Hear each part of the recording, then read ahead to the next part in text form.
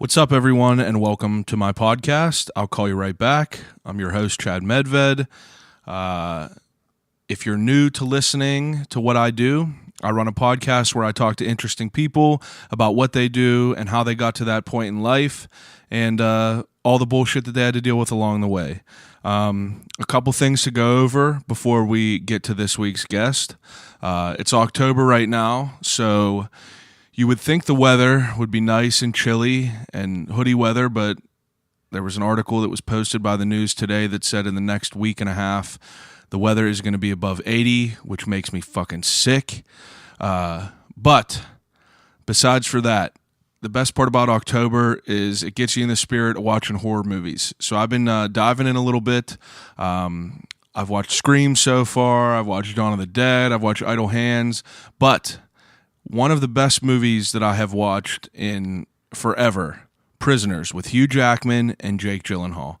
I watched it earlier with my wife, and the movie is just unreal. Everything about the movie is just crazy. It's about Hugh Jackman and Terrence Howard.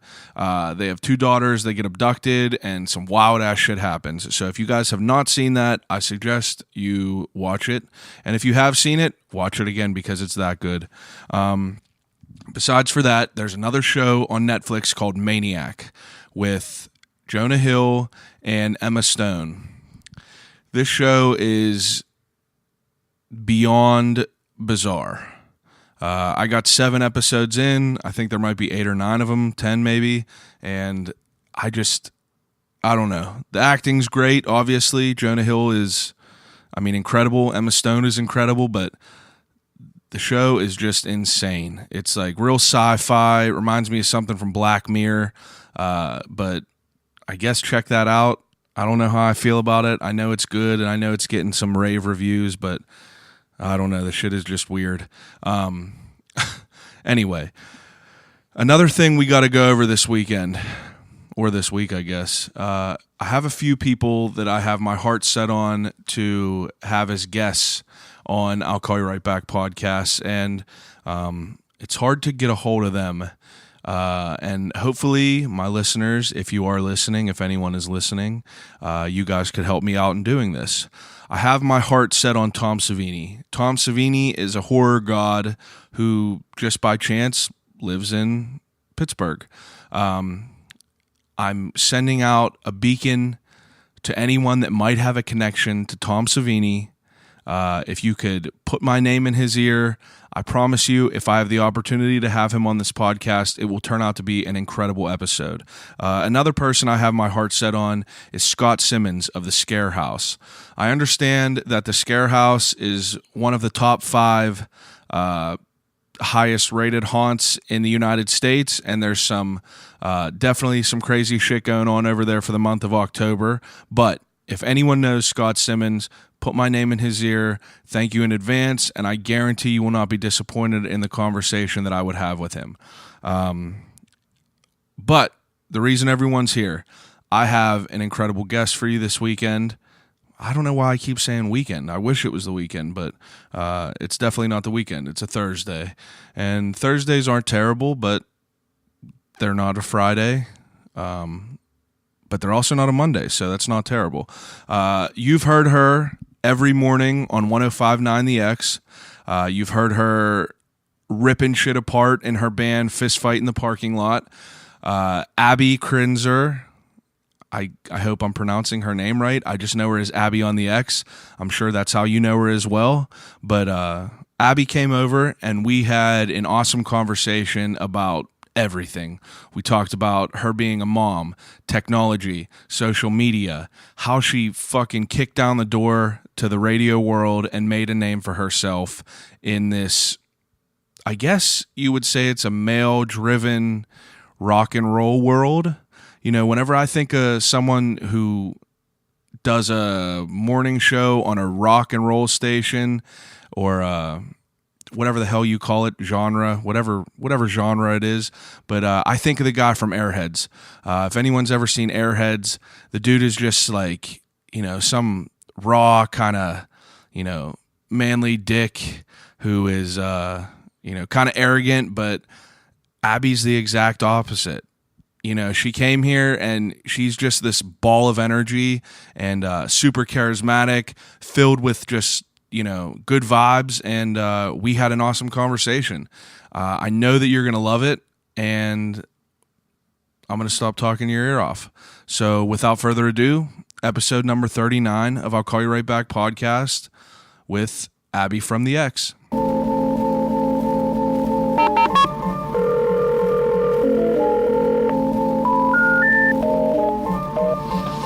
Telephone. Hello?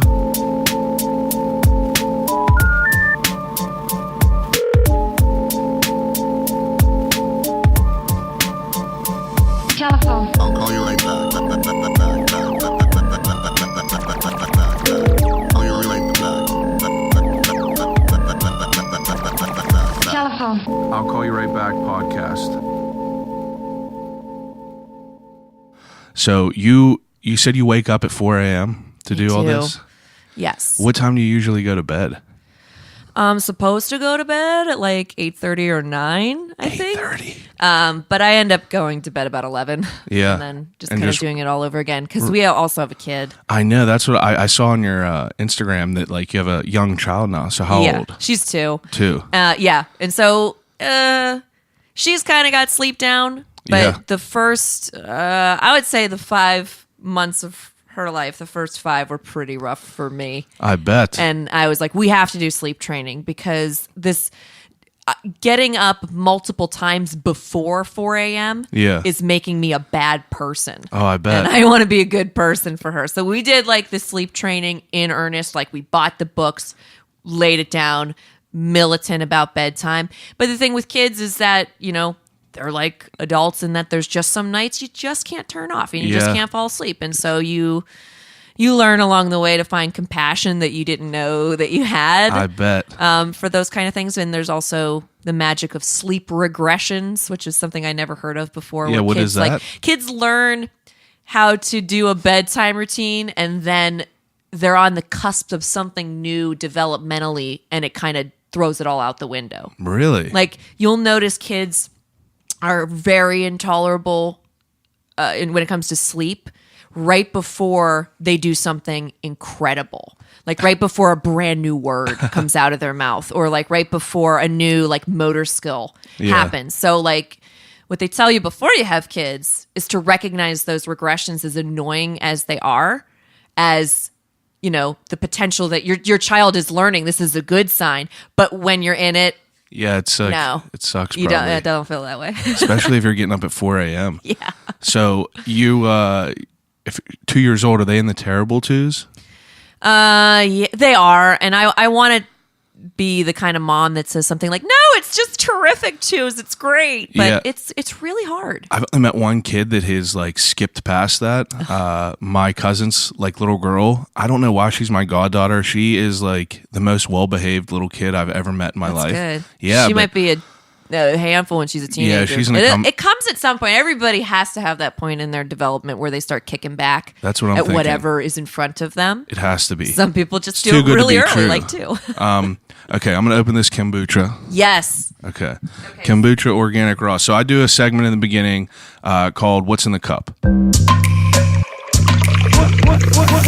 What's in the cup? And basically, this is new for me because I usually provide a beverage of choice for my guests, but you brought me one today. I brought you one because I wanted to bring you a coffee drink that I have every day, which I did, and you can have it tomorrow morning. But I'm I excited. can't drink any more coffee at this hour. I'm going to be intolerable.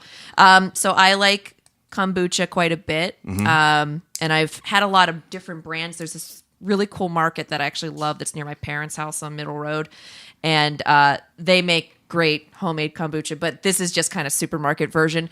But I love it because I'm one of those people that is trying their best in their early 30s to be as healthy as possible. Do you want me to open that for you? Please. Yeah, I I got nails. You got to do the. I don't have nails whatsoever. You got to do the little. But this has lots of probiotics in it, and so it's supposed to help people who maybe have leaky gut syndrome. That's good. Do. That's good. Hopefully, helps just this to is going to kind make of- me healthy and Don't change shake my it! life. Oh, don't shake it! Don't shake it. Oh my God! What? It's gonna explode. Like, you really, if you open it, it's gonna explode. You can have mine. Try mine, because I know what it tastes like. Okay. You can have mine. Okay, I'm gonna taste this. Oh, it's like it has like carbonation. Almost. Yeah, it's like carbonated. It's kind of got like a little bit of a ginger ale finish, but Wow. like it's acidic. It's supposed to be acidic. It's supposed to be good for your. I'm a ginger ale fiend. Okay, that might be up your alley. This is then. real good. You finish that. Put this one somewhere else. Now, how long until after you shake it? Like a pop. It would be like a regular any carbonated beverage. So it's just like it goes everywhere. So you Oh just my need to God. open it over a sink. Thank you. Yeah, Thank you're God. welcome. I saved your couch. Well, I appreciate that. Kombucha's good though. Ginger. That one's aid. ginger aid. That's pretty good. Mm-hmm. Yeah. See? Delish. So this, are you like a coffee snob because you're you're a forced morning person? I don't know if I'm a coffee snob, but I have a fun relationship with coffee in that I'm either completely exhausted and it's not working at all, or I'm a fucking nightmare. Yeah. And normally See- it takes like half a cup to get to fucking nightmare. So See, now I don't know why, but like I drink coffee a little bit now more, and for some reason it's just starting to hit me a lot more as far as like caffeine. Like I feel like I'm on crack or something.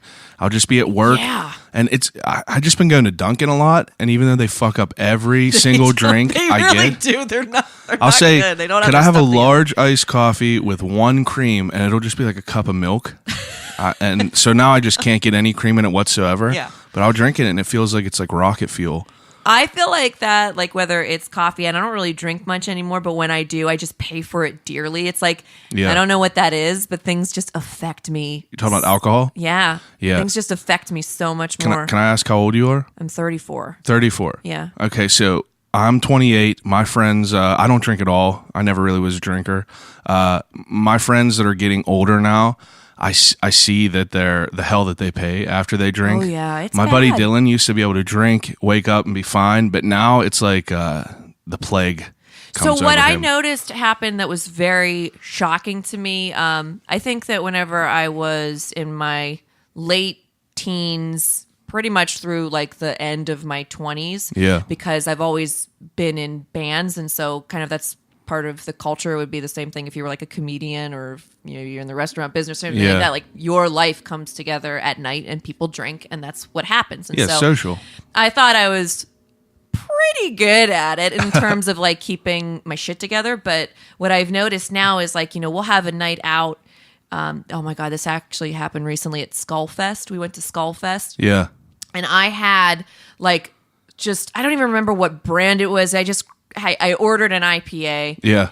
and I had more than I should have, but I wasn't thinking about the alcohol content. And the next day I couldn't get out of bed. We had all these plans with family. We had to pull over.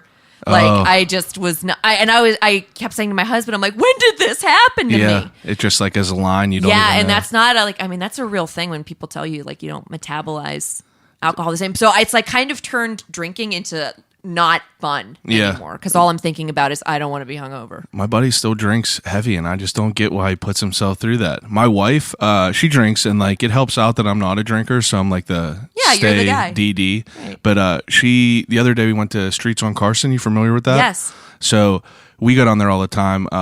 It's a big place for me. Chef Matt was on here, awesome dude. But she got these beers that were called like Raging Bitch, I think, and she drank like 3 of them and was just like she was fucked up. Yeah. And I don't know. It's never appealed to me being drunk. Yeah. Well, I think sometimes like I can get high stress enough in like the end of the week. Yeah. I'm just dying for somebody to ask me if I would like a drink. Yeah. And at the same time, I hate being hungover so much that I get through it. Like I'm like, I gotta power through it. And like Yeah. even being pregnant was like the first real time where it's like, you're really not gonna drink anymore. And you get stressed, and where you would normally go grab a drink and take a minute, you just learn to, Yeah, you just have to deal with it. you just have to deal with it. Yeah. That's messed up. It is, but yeah, I hate hangovers Now, so much. when you're pregnant and stuff, you're not allowed to have caffeine either. Yeah, well, I think Technically. like, it's weird because there's even women that would tell you, be like, "Oh, I had a glass of wine when I was pregnant with little Madison, and it Yeah. didn't do anything." And it's like, yeah, but if it does do something, Yeah. like I have way too much like old Catholic guilt, like Yeah. in the back of my brain. Like if something happens it's going to haunt me for the rest of my life. So I'm just not going to do it. So Yeah. it was no caffeine and no blue vein cheese and no alcohol and all that kind of stuff. And I embraced that. I did like health drinks all the time, and I was, I was juicing all the time. Juicing all the time? Oh yeah. But she's That's a awesome. hardy little girl, so I think it worked. Yeah, I mean, like anything that I see that you put on Instagram, she looks like what was she? She was eating ice cream and listening to. What were you playing? Lollipop. Yeah, that's it. Seemed just like a happy kid. She's a happy kid, and the ice cream thing is rare. She's been like sick for a week, and Oh, so yeah. now we're at the point where to get her to take her amoxicillin, the reward is ice cream. There you And go. so we get you through have that to, and right? everything. But she's like actually good. She's like kind of a freak kid in that you can put salmon and broccoli in front of her and she'll eat it. And Really? there's no, I make that's like a good, though. chicken tandoori that I'll put in front of her and she eats that. Like she doesn't normally say no to food unless you think it's something she's definitely going to want. Yeah. Like you're like, it's peanut butter and jelly. It's great. And she's Yeah. like, I don't like this. Yeah. I'm like, all right, girl. So, know yourself. So now, whenever you're one of the main things I wanted to ask at first, like you obviously I've heard you swear already. I know. I hope that's okay. No, you're good. I was feel afraid. relaxed. I was afraid that I wasn't going to be able to swear. I swear way too much. And I do too. how is it? Like, how do you turn that off whenever you're on the radio? I think it's kind of like whenever you have a visit with your grandparents.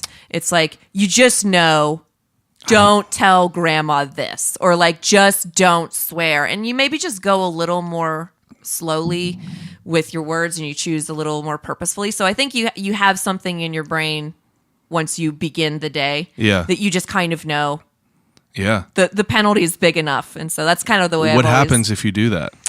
Normally, if somebody catches it and reports it, that's actually the first line of defense. Is like people could hear you swear and just not report it. I mean, Kanye West was swearing on Saturday Night Live and Yeah. like nobody caught it. I don't know if people just didn't know the song or not, but like I did, and I was like, he definitely He's just let a bunch of very things fly. Interesting guy. Very. But that being said, like if no one were to report that incident to the FCC, like if everybody watched it and no one had a problem with it, nothing Yeah. happens. Really? But the FCC takes those complaints very seriously. So what happens is normally it starts with a fine Yeah. for the station. It can be a personal fine for me. It can be a loss of a license if it's something like really, really egregious. But like the fine's about $37,000. Holy So shit! it's a big fine. Like for a fuck? Yeah. Oh my god! There was a hot minute with the FCC where they passed something that allowed what are called fleeting expletives, which are like really quick, accidental, funny swears. Yeah. Like, like saying shit really fast or something like that, or damn it, and like things like that. Like little fleeting expletives. I was always so interested because like I can't turn it off even at work. Like luckily now my boss and the people that I work with, I work in a small company and they're all just like they all remind me of my dad. It's all just like the Yinzer type dude that's like motherfuck this, motherfuck that. So it kind Well, of the fit funny in. thing at work is like our hallways are. You can't believe anybody's on the air or how bad the language is. I bet because if you like I listen to I would listen to like Mikey and Big Bob and I would hear I mean on their Snapchat and everything they're bumping like underground rap and like they have backgrounds of like Jimmy Wapo music and everything like that. So Yeah, like for sure. you're all human obviously for sure. Everybody's human, but like the atmosphere of that building is pretty unique in that you can walk down the hallway and there's Marc Madden or there's Randy Bauman or there's Sean McDowell or like Mikey and Big Bob. Yeah. So you have kind of all of these different and very large personalities, and everybody knows how to do their job and be careful on the air, but like just the conversations that happen in those hallways and the language that's used, it's like one of those things, like it's kind of like probably like client attorney privilege stuff where you're like, I can't tell anybody what we just said right there. Now I have to ask, is Marc Madden, he's probably a sweetheart off the air, is that correct? I think Mark is a professional. I used to be Mark's producer. Yeah. When I first started full time, Yeah. I was hired for multiple jobs. Oh, okay. The job that I wanted was the music director job. Yeah. But it came with we're going to make you the music director and you are going to do the evening show Monday through Friday, and you are going to be Mark Madden's producer afternoons 3 to 6. So you get all of those things or none of them. So what does a producer like? What kind of duties do you have to do? For Mark's show, it was booking guests for him. Oh, which okay. to be really fair, like the first, I did that for a couple of years, but the first, few months, it was a lot of birthing pains because I didn't want to be a sports producer. I wanted to be the music director. So like taking that on was a lot to learn. And it meant I had to kind of start to learn to anticipate his needs. So I had to start learning what is Mark going to think is interesting to talk about today and who is interesting enough to talk to him. And so it was calling, PR companies and finding, sports writers that were interesting, getting players and athletes that are on the phone that were interesting. Yeah. But then in addition to that, it was setting the clock for his show because at that time, the studio we were in, Mark and I were about as far away as you and I are, which meant, striking distance. So we basically, I couldn't talk while I was in the studio. He now has a separate, room from the producer and it's a little more set up. But, when we were getting him on the station at that time, it was all a learning process because we were like, what is this going to sound like in the middle of the afternoon on the X? Like all of a sudden we're going to stop playing music and we're going to have a sports guy. Like the record labels hate this idea. I bet. And we're going to go with it. And so that in itself was a big, how is this going to sound? So I feel honored that I was kind of part of the ground floor of that and started to say like, hey, what kind of music beds does Mark Madden have? And I'm like, dancing. He has dancing and he has wrestling music and he's got like, we're going to do cool metal stuff and come up with his imaging. So if he would say something really funny during the show, grabbing those things and turning them into promos. Oh, okay. But I also had to watch the clock and then I would give him hand signals. Yeah, how many minutes he had left. You have to like everything is very time regimented with what you're doing. Yeah, it's hard timed. So and that just means you learn to count backwards and you learn to do math a lot faster. It just kind of comes with time, and everything we do is in military time. So you learn military time. And really? You start, it can. And I'm terrible at math. Oh yeah. But when I was doing Mark's show, I was all of a sudden very good at it. It's like whenever you like are immersed in a language and you just kind of like learn to do it. You hear his wrath on the radio sometimes, so like I wouldn't want that face to face. Like through a phone, I feel like you could just be like hang up and be like haha, but like I wouldn't want to deal with that. I think like and then Mark and I learned to work with each other, but I think that I was a yin to his yang because as much as fast forward to now and being the host of the morning show. Yeah. I think in real life, I'd prefer not to lead. Like I would prefer to be part of a project more than I would like to be the ringleader of it. Yeah. But Mark's the other way. And so he wants to lead. So in a way, it was a really copacetic relationship, but also I'm kind of a hippie in real life and I think I'm a little more like I'm very sensitive and I can be timid and stuff. And so you got a really big personality and a not so big personality. Yeah. Again, in some ways that works best. And in other ways it taught me to start, kind of like manning up a little bit and just being like, how to deal with it. Yeah. So how did you even get involved with all this? Like where'd you grow up? Shaler. Yeah. So technically I was born in Fayette County, but we moved to Pittsburgh. I think I was like 6 or 7. Mm-hmm. So yeah, we went to Shaler, and then I did this whole thing like really backwards. So what I did is I went to college at Duquesne. Okay. Because I had dated somebody who was going to go to Duquesne. Okay. I have this like theme in my life. I always dated people who were older than me. Yeah. Good and bad, I guess, sometimes. It's not a bad thing. But somebody that I was dating was going to go to Duquesne, and if we're being honest, I was just kind of being lazy about it, and I didn't want to go, and I had a band, and I didn't want to go out of town. I didn't want to leave, so I was like, I'm just going to stay for like my band and my boyfriend, man. And then I totally, the relationship didn't last. You always wanted to do music, though? Yeah, for sure. But I originally wanted to go to Duquesne for music technology. Yeah. But then I found out that they have a really intense and rigorous music theory test that you have to pass on your instrument of choice. And I I can't read music. Yeah. So I was like, well, that's done. But that being said, I have transposed music in this really archaic way that I think is a way you can't teach. So like I taught myself how to play like Moonlight Sonata and wrote it out like a weirdo, but I could never pick up a piece of music of Moonlight Sonata and play it for you. Oh yeah. So like, you learn your own way. Yeah, totally. So I knew that as much as that was like, I'm like, I'm a great piano player. Like I could do that. I knew I wasn't going to pass the test, and I thought that would be like a blow I couldn't handle. Yeah, that makes sense though. Did you listen? So you listen to Marc Maron a lot? I love Marc Maron. Did you listen to the episode with Slash?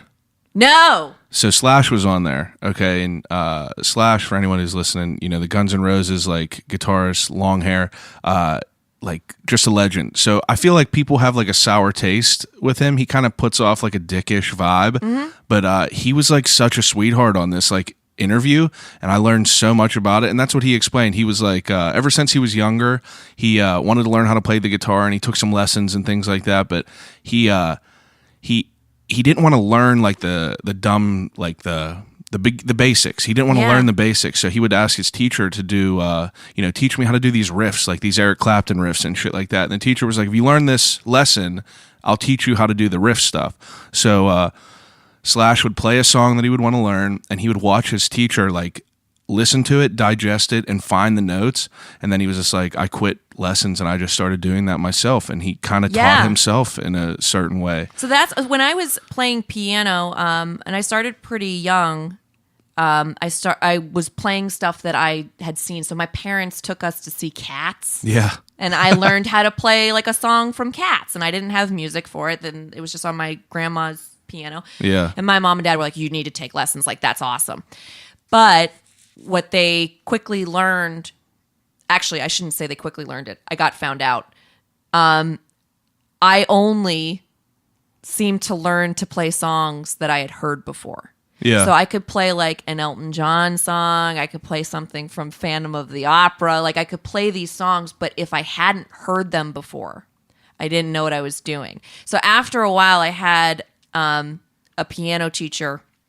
I think I had to switch piano teachers, and then she called bullshit immediately. She was like, you are not reading that. Yeah, like, you are making it up. And I was like, yeah, but doesn't it sound good? She's like, it doesn't matter if it sounds good because this ends the road for you. Like, that means that you're not going to get any better because you're never going to learn anything that you need to learn classical music. And then that's kind of where I started to fall off because it was such a painful thing. And it took this thing that I felt in my body to turning it into homework. And so I started to fall off of that. That's a good way to look at it. Gravitating towards guitar. Yeah. I went through 7 guitar teachers in a year, and I did exactly what I didn't know Slash was doing, which is basically any time that somebody didn't want to teach me something that like a riff I wanted to know, I bailed on it. They'd be like, no, we're going to learn Bridge Over Troubled Water and you're going to read the notes. And I'm like, no, fuck this. I'm out. And so then I would go to another teacher. I'd be like, can you teach me how to play Kiss Alive? And they were like, what the fuck? Like, I guess, but that's like terrible guitar playing. I'm like, I don't care. It's what I want to learn. And then, it just kind of progressed where I'd, find somebody and be like, can you teach me Megadeth? And they're like, And so I did that until I basically think I got a good grasp of it. And then I just stopped. So how old were you when you were doing all this? I started piano at 4, and I played drums for a hot minute after that, and then I realized I just didn't want to sit down. And then I started playing guitar at about 15. But then That's I was awesome. playing in bands in bars by the time I was 17. Were you always playing like heavier music? Because like I listened to Fist Fight in a parking lot. Thank you. And Downward Samson is like my favorite song. Mellow, right? Yeah, I've always been a sucker for like the, I love all the heavy shit. Like I grew up in my era of music that is all nostalgia was like, like the emo phase, I guess, for like From First to Last, Chiodos. Like emo to hardcore, like I don't know genres of it. It starts to kind of blend together after a while, and then it starts to feel like. Do you know who?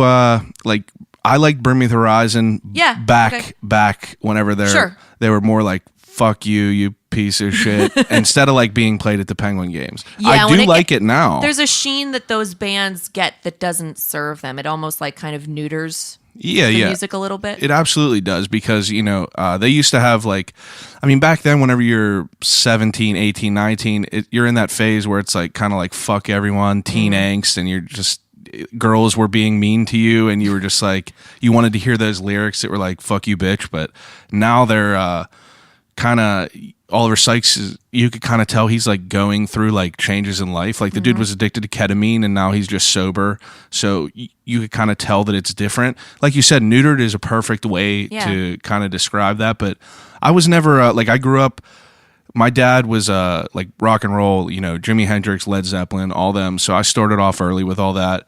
And then I kind of progressed into the whole skateboarding route. So it kind of opened me to like those type of bands and like a little bit more heavier things. And, it was interesting hearing all that stuff, but it's always interesting to hear like what people got into back in the day. Like if you were always into like all the heavy stuff. I think my parents listened to a lot of classic rock that aired more on the heavier side of things. So one of the biggest records that my sister and I would listen to, and when I say records, I mean like literally they had all their vinyl down like where we would play. Yeah. And so we would pick up records and basically choose via the artwork what we were going to listen to that day. And my sister and I listened to Pink Floyd's The Wall 100%. nonstop. And we thought because it was a concept album, now that I know it was a concept album, we used to play to it and we would like pick the characters out of this concept and we would act it out. Like those records were like playing to us. And so, but now I listen to it and actually my mom, when we were little, like knew we loved the record so much. She bought us a copy of the movie, The Wall. Oh yeah. Have you ever seen it? Yes. Okay. So it's pretty gnarly. Bizarre. Yeah. There's a lot of Nazi imagery in Yeah. it. There's a rape scene in it. There's a lot of worms eating people in it because I don't know if she never saw the movie or what the fuck was she was thinking, but she just bought it for us and we watched it and then we were horrified. And then now, especially as an adult, that gives me a sense of truly how heavy that record was in a lot of ways. Yeah, because like back then we're listening to all this shit and like nowadays being an adult, you kind of could get more from it. Totally. Like I actually just grabbed all my dad's vinyl Yeah. the other day. My buddy gave me a record player. I just haven't got one, but I started like looking through all these and like I see Sabbath, like Paranoid, and I like pull that out and I'm just like, I put that in and I'm just thinking like holy shit, like I remember listening to this back in the day and like now I'm listening to it and I'm just like you could get so much more out of it. Totally. And you're just like, now I'll think of all the lyrics that like Led Zeppelin and all them have and I'm just like, these are so fucking weird and like it was such a heavy, like 'Cause all the mythological shit. There was something that, and I can't remember which musician to attribute it to, but they were talking about Led Zeppelin, and they said it's when it comes to Led Zeppelin, like heavy is not a sonic quality, heavy is an attitude. Yeah. And so, I think about the Pink Floyd record, but I remember picking up Kiss Alive 2, which had Gene Simmons with the blood capsule everywhere, like, all over his face and everything. And like all of these things like were just very like magical and forbidden and It was just like raw. yeah, and they were very exciting for us. So sometimes whenever I do chat with people who are maybe older than me, they're confused as to why I like things that are very much before my time, but like to me they weren't. Yeah. Like that was my time. And Yeah. I was little whenever I was getting into it. But the older I got, I do think I just gravitated towards the heavier stuff. And I also think that when you're, 15, which is like kind of a weird age, 15 is like 11 or 12. Like Yeah, you're impressionable. Like, what are you? Like, I don't even know what you are. Then. Exactly. You're not 16 You yet. have You're no still a idea baby, what but you're you not. like. And it's just like you're trying to, that's cool. If you have a friend that likes something, you usually gravitate towards what your friends like and everything. Yeah, absolutely. And you I never know think how it's going to pan out. It's, and I think a lot of people, and you might be like this too, like where you still kind of gravitate towards the things that you fell in love with in those really formative and special and maybe awkward or painful years. Like those songs 100%. don't go away. And so I remember, 100%. I think, feeling very weak as a 15-year-old.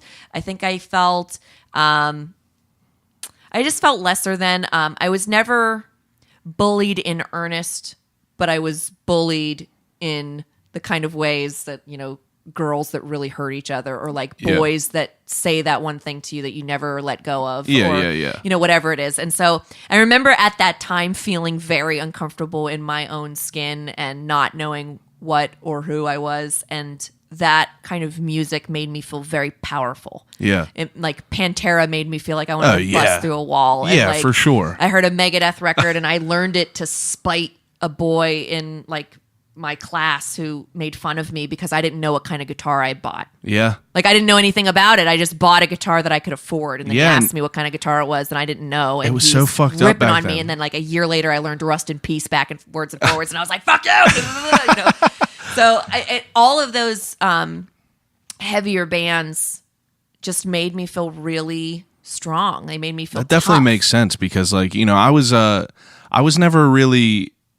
I was super insecure just because of like, you know, I've always been like a big dude. Like I never was like, you know, I was super shy in high school or middle school and things like that. So like I would hang out with my friends and like, I remember I bought a skateboarding t-shirt that said, skateboarding is not a crime. It was from The Edge.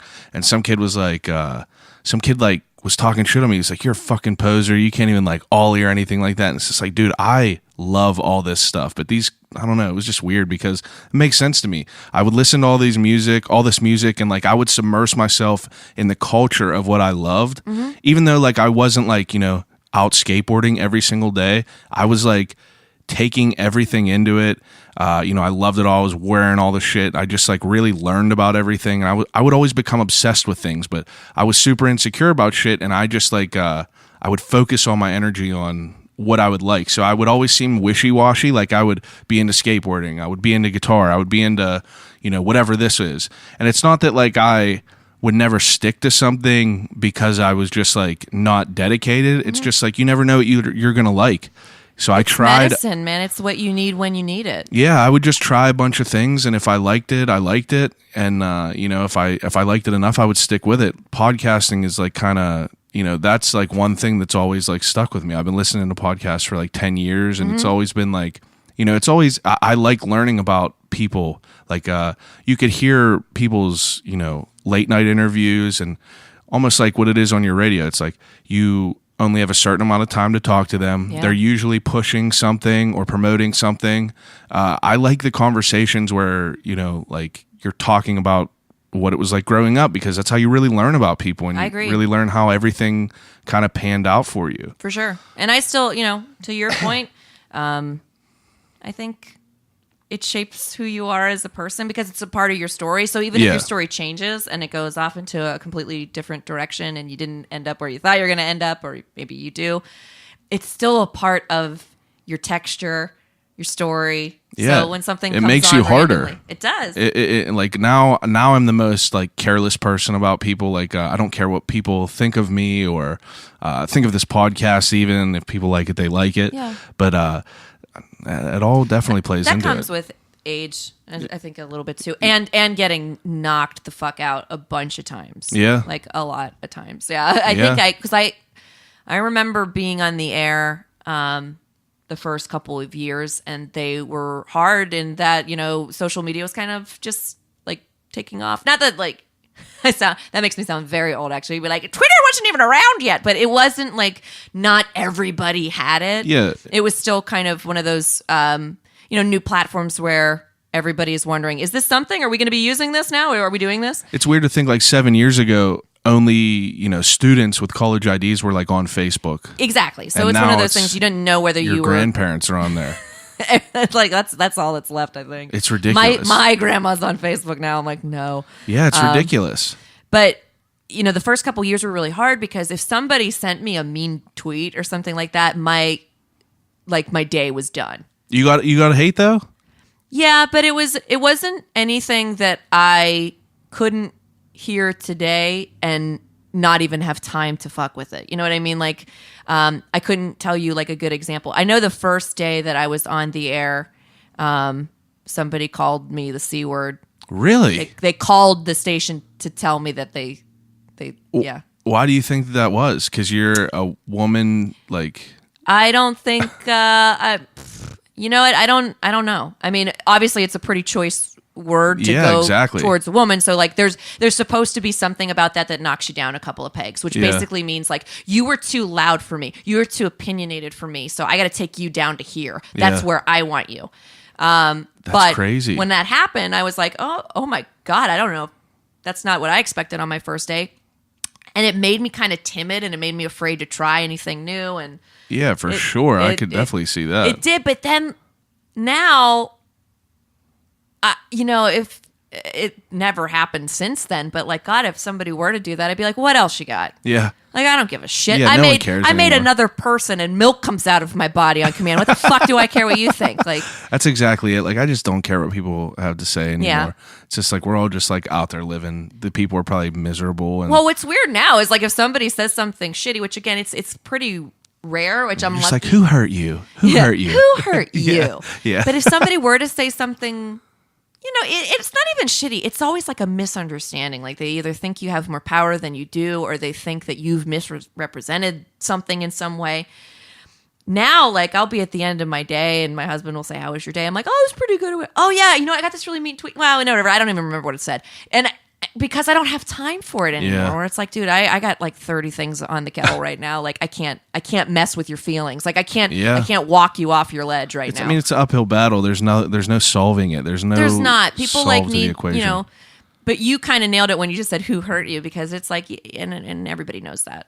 The people that have to strike out somehow are not being heard, or they're perceiving themselves to not be heard. Exactly. And so that in a way, like you kind of feel like, all right, man, get it out. It's almost like whenever you see a post on Facebook, whether it be like I don't talk about politics. I don't really like get into any of it.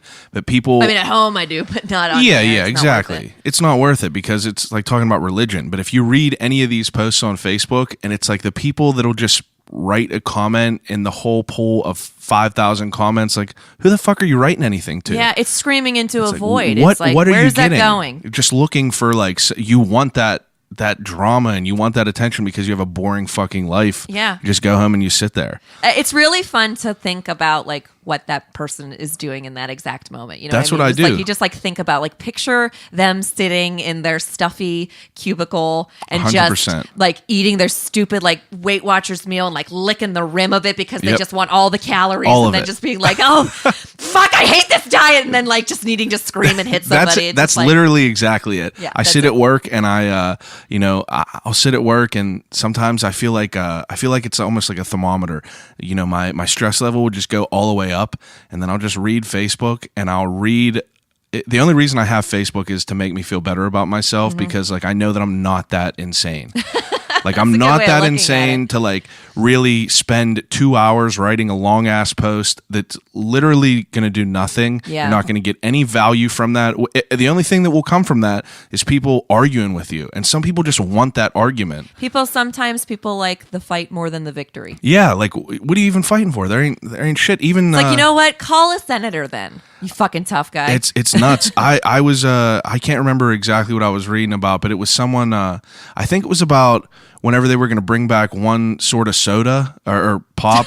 some person literally wrote paragraphs about, you know, pop is so bad, sugar, all this stuff. I'm like, who are you fucking writing to? It I doesn't. know. People still smoke cigarettes all day. Oh, I had somebody like yelling at me about not vaccinating my child. I did vaccinate my child. They were telling me not to, and I was just kind of like, "Are we going to do this on Twitter today?" Like, I couldn't imagine being a I'm mother. going to pop open this kombucha, ahead. by the way, and Go I ahead. think it should be. You'll be long fine. enough. I'm not worried about it. I'm worried about it. No, you're good. Yeah, there we go. We're good. Gingerade. This stuff is really, really good. It's good for you. I'm surprised that you're so good at like turning on and off the swearing because like I that can't.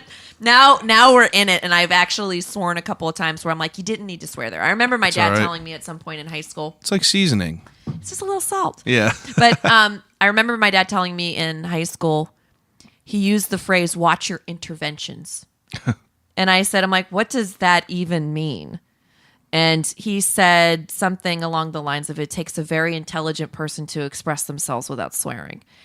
And I don't disagree with that. Yeah. But I also, and especially in a situation like this is kind of like more of a vulnerable Yeah. spot. Like, it just flies because that's where you're comfortable. Yeah, you like that's exactly it. Like sometimes I assume comfort in places that I shouldn't have it. Like I if know, I I do meet that new too. people and I'm just like, hey man, what the fuck's up? And I'm just like, oh, maybe I shouldn't have said that. Yeah, but some The people. biggest thing is I have to watch it around my kid now because she'll parrot almost everything Oh, we I say. bet. So now we're starting to when she was little, we just didn't worry about it at all. And now I've noticed if I say a new word to her, Yeah. I'm very happy with her verbal skills. If I say a new word to her, she will try it and she'll repeat it. And then she'll say it over and over again. And then that's the only word today. So now we know if we let it fly, Yeah. it's Now, going down. You so your husband, what does he think about your whole career, like you being on the radio? Does he listen to you on the radio and shit like that? I think he does, but not always. And I think it's because he gets the show all the time. You That's know a what I good mean? point. Like doing the show for me is only a performance in that it takes energy to do it. Yeah. But it's not a performance in the sense that I don't say anything on the air that I can't live with. Yeah. And so to me, I just try to like keep it real without, beating my chest about keeping it real. Yeah. You know what I mean? Like it just, makes sense. just talk. Yeah, Just talk. absolutely. And so, me on the air versus me at home, I don't think is that different to him. Yeah. Other than there's probably more swearing and he's more, he can be like my first workshop. Like if I need to like see if something's worth doing, Yeah. I can hit him with it. That's a He's good way to really think about great it. at punching things up. We're very copacetic and almost like everywhere. Actually, copacetic might not be the word I want. It's simpatico is the word I want. Simpatico. We vibe, we riff on things. Like we joke sometimes that we could be our own improv crew because we just start doing voices at each other. Oh, and the yeah. other person just picks inside it up. jokes and everything. And honestly, it's like one of those things I wish I could have him on the show with me. I think that would be great. He's very shy. So like I had my wife on my podcast. I'll talk to my mom, my wife, some family members, but my wife is on, and I didn't know how people would respond to that, just because like it's different whenever you're talking to someone that you know really well, because you tend to bring in your inside conversation or your inside jokes and everything like that people might not understand. But I get so many reviews from my wife. People love hearing our back and forth. And It's like kind of voyeuristic in nature in a way. Like you give people an opportunity in that situation to hear like kind of the glue of the relationship. Like Yeah. the rapport and communication is the relationship in a lot of ways. That's a really good So you're point. letting people into that to kind of examine it. I think that there's a little bit of like, how you make it all work. how do you make it work? And you have to like have fun. I don't understand how people can't joke with each other, and like I don't know. I could never live in that uptight type of feeling if I couldn't just mess with my wife and make fun of her. And she I could do the find it same to me. interesting when people talk about relationships in like a really arm's length kind of way, or they just shrug off like, oh well, opposites attract kind of thing, and it's like, well, but at the core of it, like you have to be friends, like you have to be deeply attracted to another person's kind of soul in a lot of ways, and like so to me, when somebody's like is in a relationship and they're discussing whether they want to take it to the next level, and they'll say something like, well, she's just really nice. Yeah. I'd be like, pizza's fucking nice, man. I don't want to spend the rest of my life with pizza, man. Yeah. Like you got to have some sort of fucked up part about you to be able to work well with each other. Yeah. Like she knows that I'm kind of nuts, and we've came from completely different backgrounds. Like her mother is way different than my mother, and her mother doesn't swear. Her mother doesn't have tattoos, or no one in her family has tattoos. And like her mom didn't like me at first because I walked in with a whole leg sleeve, and I had I think my tongue was pierced at the time, and her mother's kind of religious, and I'm not afraid to have that conversation with her You're gonna whenever she battle asks somebody me. if you have to. Yeah, if she says, "Oh, are you religious?" I'm not gonna be like, "Yeah, I'm definitely religious." Like, even though, like, I don't care if anyone is. It's just I am gonna be honest about it. Right. But we kind of, like you said, yin and yang. It kind of vibes well. Yeah. And it makes it interesting. I don't know how people could have a boring life, and I feel the people that you see on Facebook that are always just like, "Oh my God, we're in love." Like nothing could be like. Those are the people that have a fucked up relationship. You know what the most fucked up ones on Facebook though are the people who are in a relationship who share an account. Ugh. So they do like a shared name because you're like, Gross. okay, one of you clearly cheated. Gross. So one of you cheated, and That's now you have 100 to have a dual account, and you're trying to act like we don't know something is Yep. so messed up in your relationship Yep, right now. that's exactly it. But Super no, gross. my husband's not on Facebook and is barely on. Really? Yeah, he's not on Facebook and Wow. he's barely on Instagram. He's That basically is on so there so I can tag him every interesting. once in a while. But he doesn't. He like, I give him credit. A long time ago, I remember saying something to him like, well, shouldn't you be on Facebook? And he said, there's not anybody who I respect, like anyone I look up to, Yeah.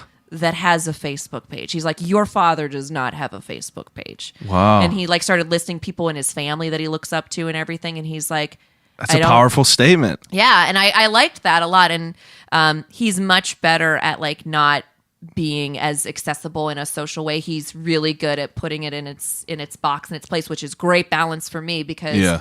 I'm kind of trying to do both. I'm trying to control how much I use it. Like the Facebook page, I have a Facebook like page Yeah. through iHeart, Yeah. but I don't have one that I use because I'm just like done with Facebook. Again, a million reasons, but once my grandma got on there, I was like, I'm out. Yeah.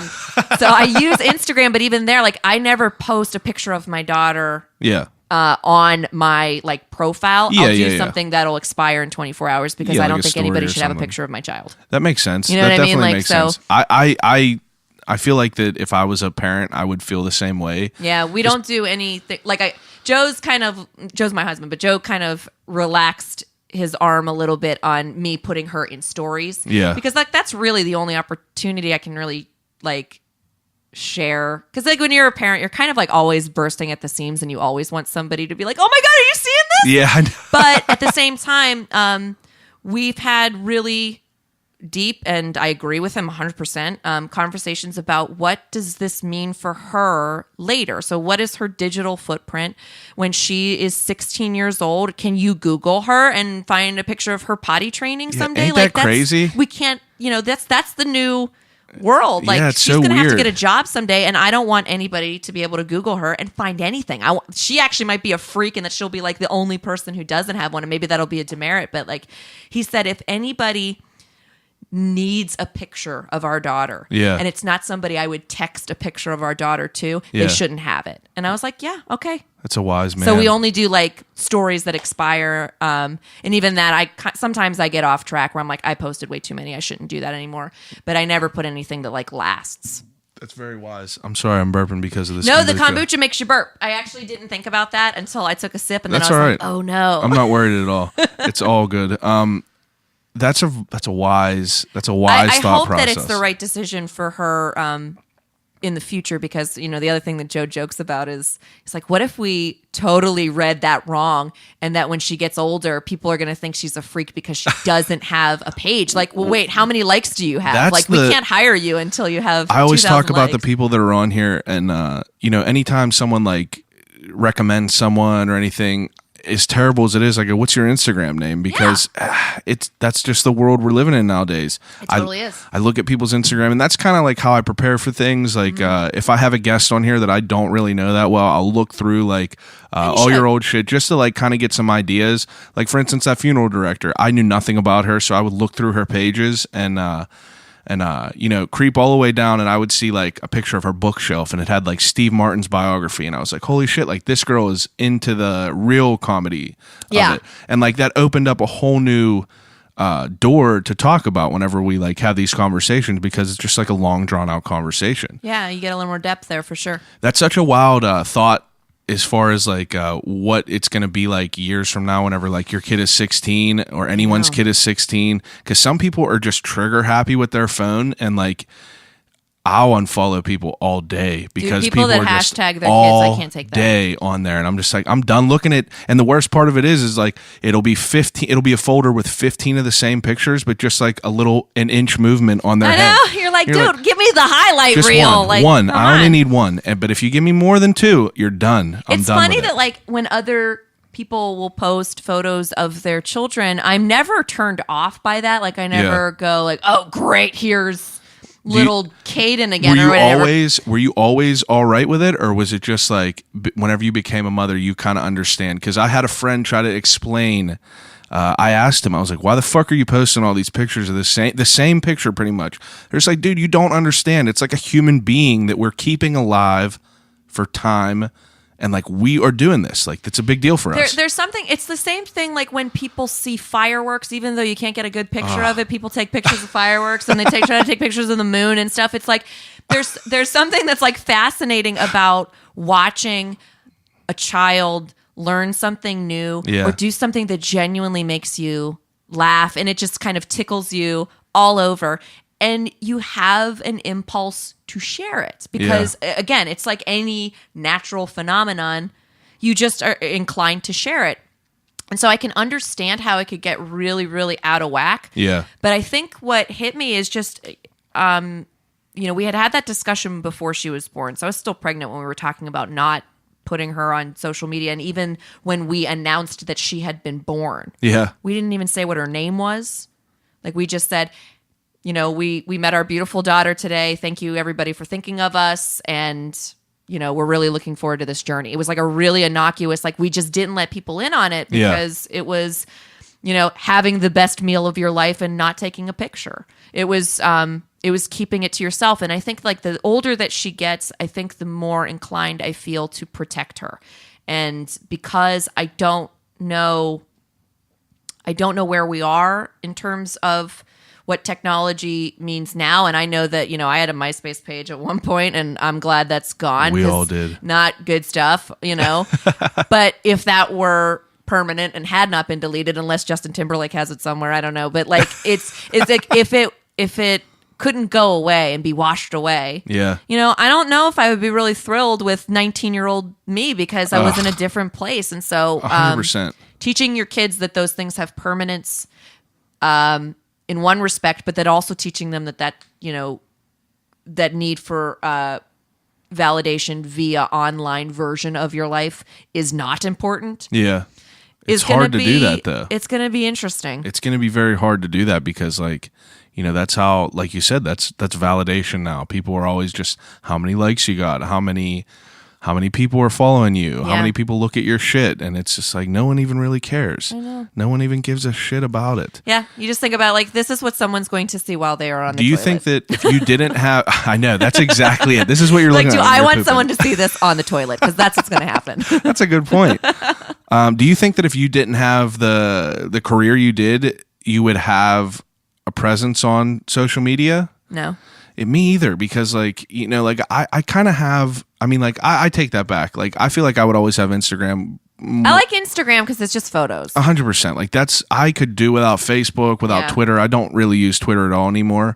But Instagram, I think, is perfect. You post a picture, write a sentence if you want to. Yeah. But I'm either like 100% in or 100% out. Like I like to be out in the wilderness camping and shit like that. If I'm like camping or if I'm golfing even, my phone that's the only time in my life that my phone is away. Yeah.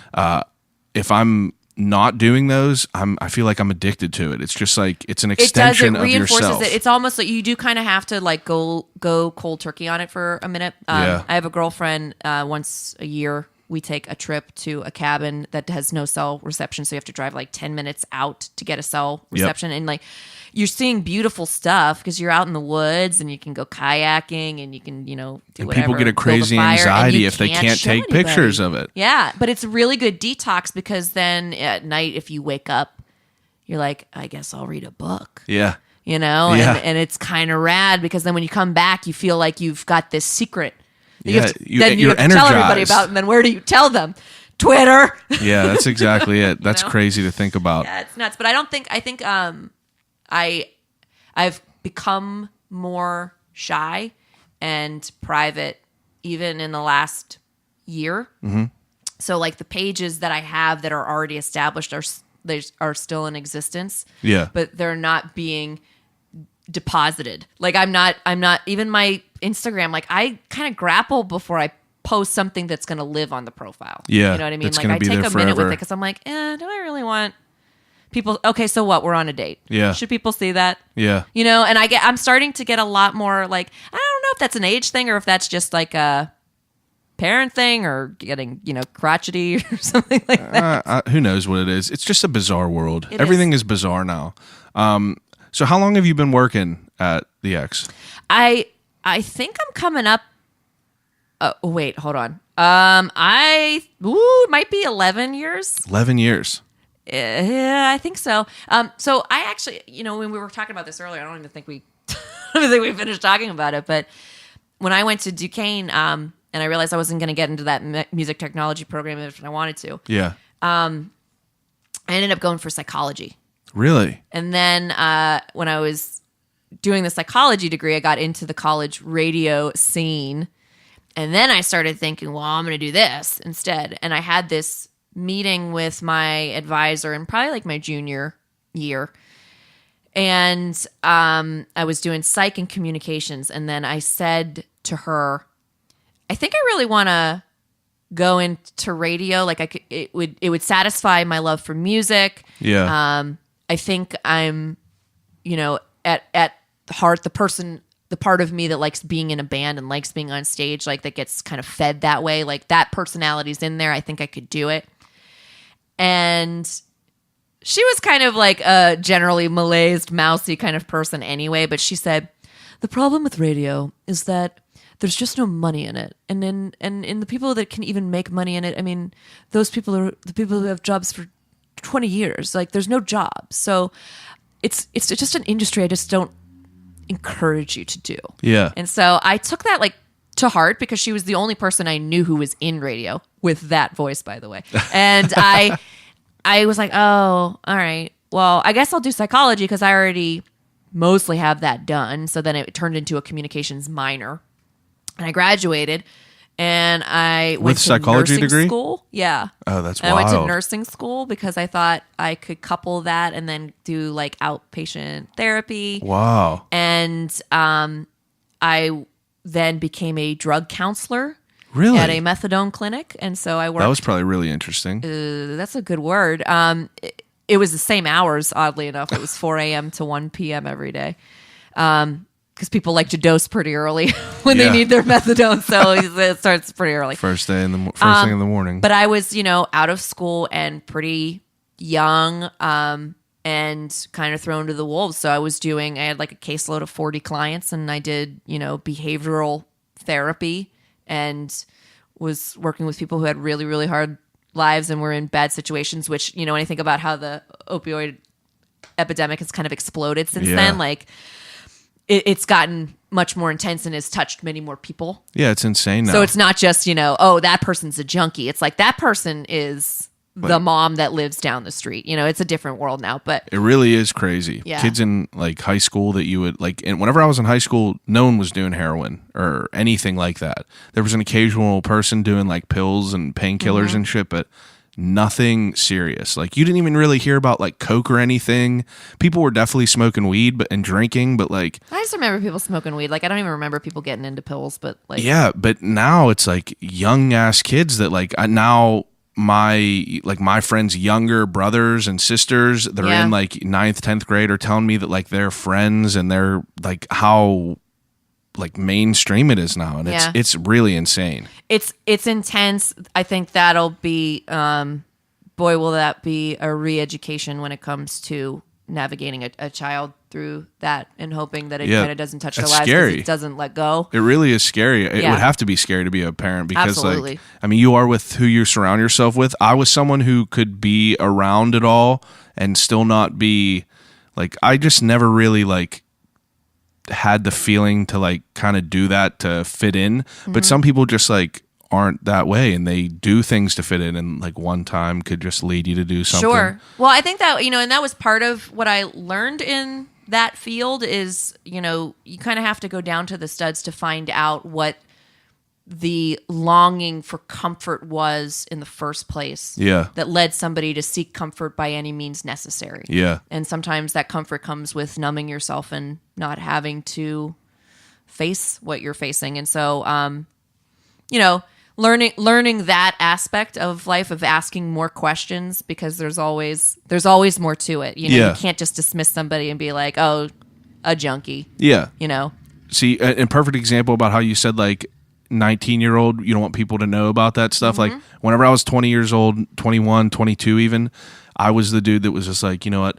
those people, like, fuck them, like they made that choice, like it's their decision, like I don't care, like let them weed themselves out. Yeah. And like now I look back at that and I'm like, you're like, it's nuts to even like say that, because I still think that up until that point of doing it, it's your choice, but after that I feel that it's not your choice after you've experienced that, because it takes over, and you're absolutely right. Like there's some reason that draws you to it. Yeah. That it feels like a need. Yeah, you're responsible up until that choice, but then after that I feel that, like my buddy is like, he's like 6 months sober now, or 6 months clean, and I asked him, like, after we kind of got more comfortable with each other, and he like brought it up and talked about it more. I was like, so what is it like that it's so difficult and so hard to quit? And he's like, dude, you'll like, no one could ever understand what the feeling of it is. He's like, it's like you're being possessed. Think about the power, like, and sometimes you'll see this in like sci-fi movies. Like, think about the power of somebody telling you that they can take away all of your pain. Yeah. Whether it's physical, whether it's emotional, whether it's, just somebody like, I can take all of that off of you. That's a good point. And saying,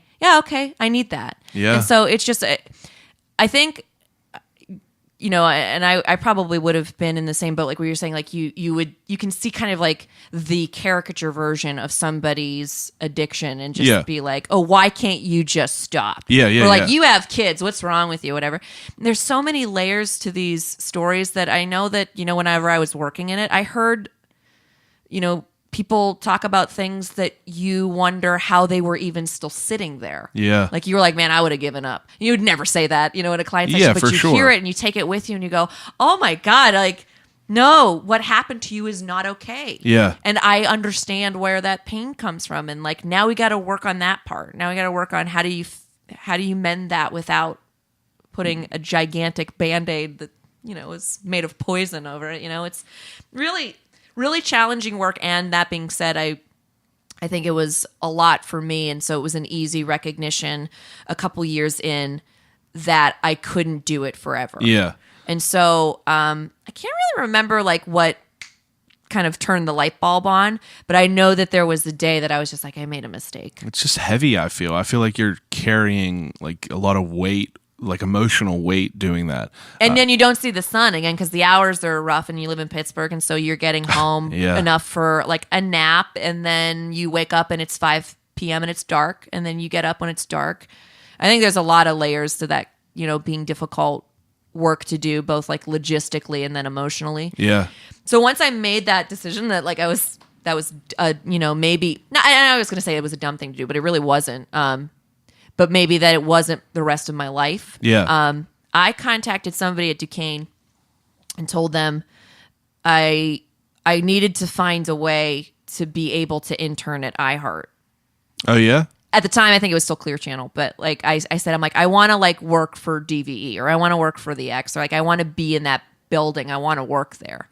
Because you were already doing radio in college. I had already done it, and I thought that, I had, while I was doing radio in college, I had become the promotions director, and then I worked my way up to the program director, and then I was managing it like as an administrative capacity almost. Yeah. But then I talked to this professor, and I was like, I need to be able to get an internship, and I can't get an internship in that building unless I'm a student. Oh, really? So this is like literally, I like Babe Ruthed it. Like I pointed off in the distance. I'm like, that's what I want. And so he said, here's the deal. The radio station, since you graduated, is in disrepair. The cable system that it used to run on is no longer functioning. And it has no academic advisor anymore. So what you could do, if you were willing, is apply for a teaching assistant, a grad position, and come to grad school, which they will pay for if you're a teacher's assistant. Like gives you get a stipend and you're basically an employee of the university. Yeah. Get your master's, but work as the administrator of the radio station.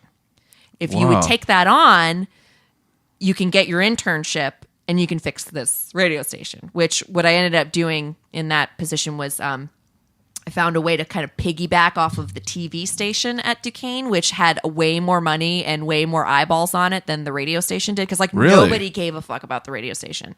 It was just like the burnout, college kids that weren't going to amount to anything. Were you able to like play whatever you wanted to play there? Yeah. Oh, that's cool. It was it was, the thing is, I think the dirty secret was that it was supposed to be much more monitored than it was, but Yeah. because we were running on what's called a leaky cable system, you couldn't pick up the station outside of the campus. Oh, okay. So its reach was so small that the kind of I don't know what word, I can't think of the word I want, but we got away with a lot. Yeah. But we had rules of like, you can play it, don't say it. So I could play Opiate from Tool, but I wouldn't necessarily be able to read the lyrics or something like that. You know what I mean? Like, so That makes sense. So we got away with a lot, but I was able to get, again, the money that we needed just by rolling us into the TV station. So when the university was building a TV station, I was like, great, can I get a room? Can I just get a room in the TV station and put the TV station and put the radio station inside the TV station? It was basically like a little broom closet. I'm like, doesn't matter. Yeah. The students need to have a place to be. You can't take that away from them. You Yeah, can't for sure. make everybody do it remotely. Like, you have to have a place where we meet and a place where we discuss things. And then I had like 40 kids who picked up shows. Really? And it was super fun. And I got through school. And then the last semester, I started doing sound design classes. And then I got an internship at iHeart. That's awesome. And then I never left. Like, my internship ended, but I never told iHeart that my internship was over. Really? I just stayed. And so after I got an internship with DVE, Yeah. and my mentor, who's phenomenal, and he's one of the bigger voices that's on DVE. So like, you hear him and you may never see him in your life, but you hear him and you know who he is, like, somehow. Who is he?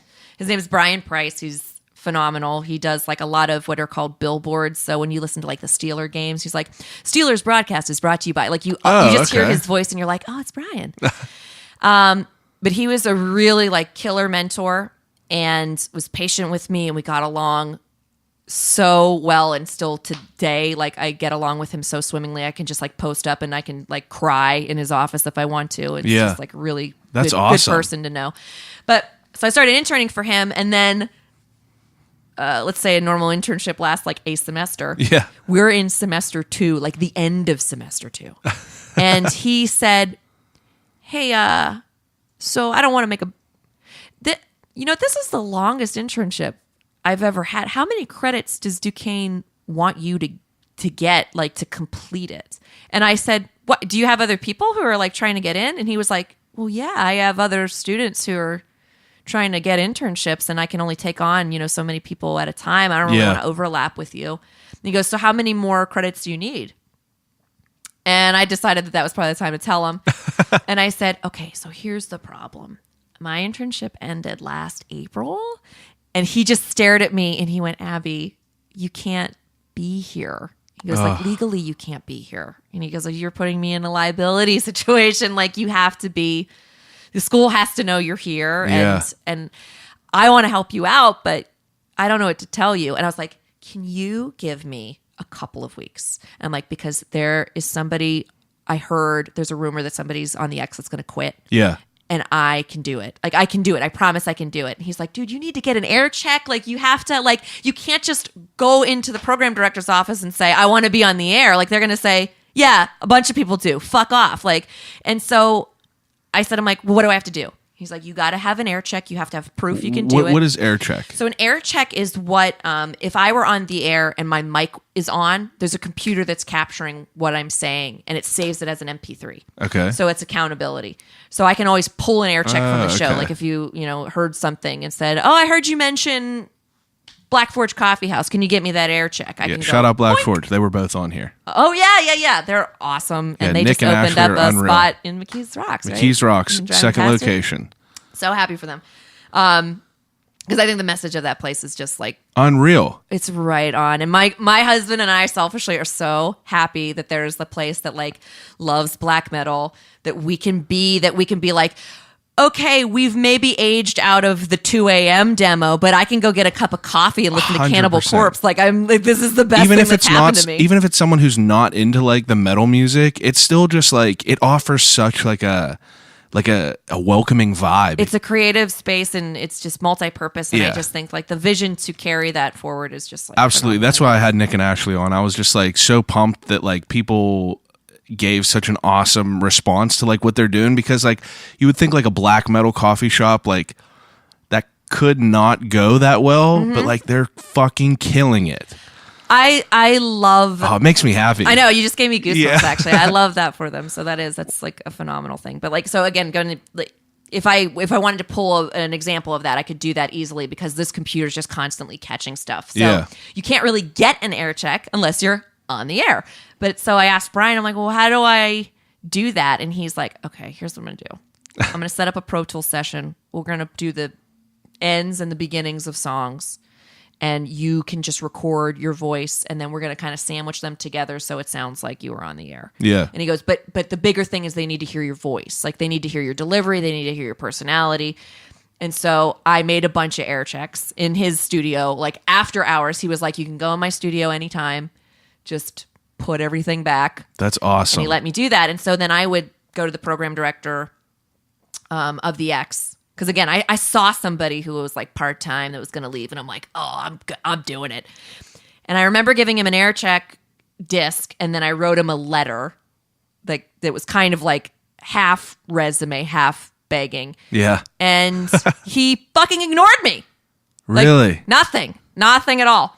And so maybe 2 months later, I gave him a new air check, unsolicited, because he never told me the first one was anything he even listened to. And so then I gave him another one. Yeah. And I wrote him another letter and gave it to him.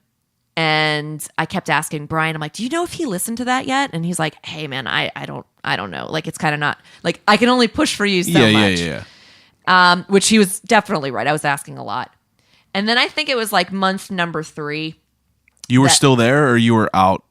I think I was out, but I was like showing up once a week. Yeah. You know what I mean? Like, I just show up and be like, I brought coffee! Yeah, you still know? being familiar. Yeah, exactly. And so I think it was like about month 3. I wrote my most impassioned letter yet. And then I walked into the program director's office like a set of brass balls and I said, wow. Have you listened to my air check? And he said, yeah. And I said, did you have any feedback for me? And he said,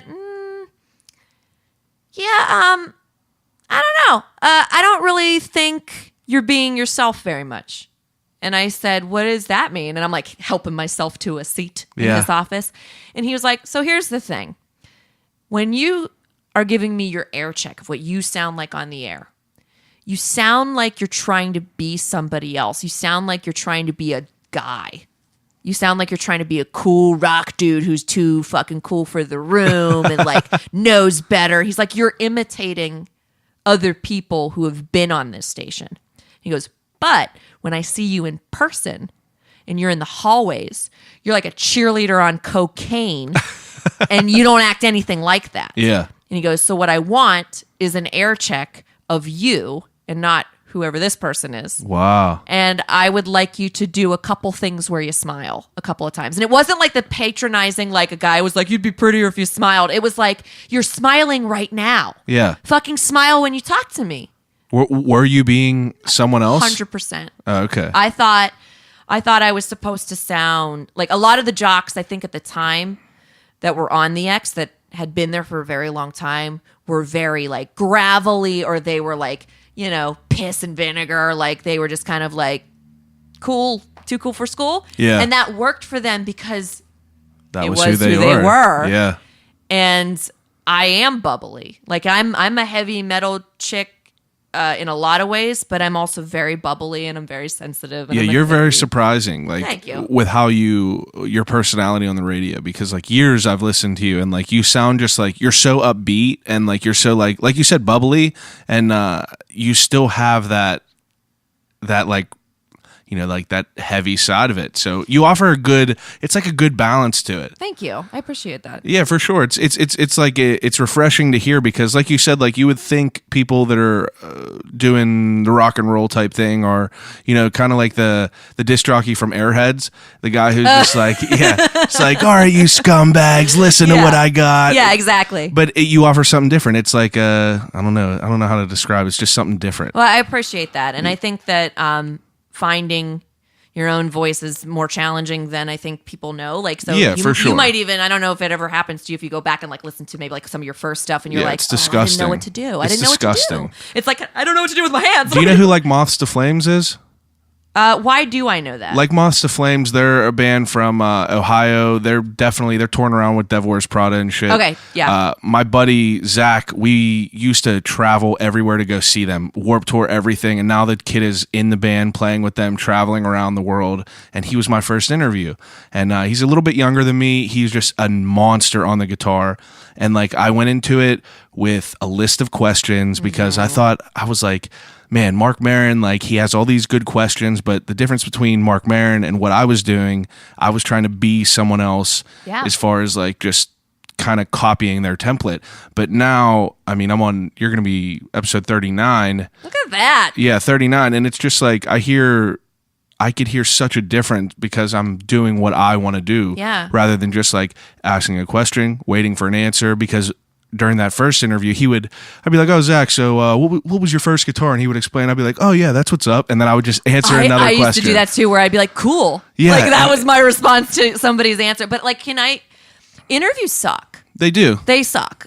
And you getting to do the podcast on your terms is awesome. It's a relief, and it's probably what every radio DJ who does a commercial radio show wants, because you want to establish connections with people because, again, music is a very visceral thing and you want that. But in real life, whether you're writing for a paper or you're doing, a radio interview, you get this much time and you got to find something, compelling in there. But I hate doing interviews because I think the people who are good at interviews don't mind losing something for it. Yeah. Like, I think Maynard James Keenan of Tool came in to do an interview on April Fool's. So like, I think nobody believed me. I kept saying he was coming on the air. And actually every year Tool traditionally plays a pretty significant April Fool's joke on their fans. Like they'll say like new albums out and it'll be like a mariachi band or something like that. Oh my God. I kept saying he was coming on. I think nobody believed me because they're like, she's fucking with me. Yeah. And he was on.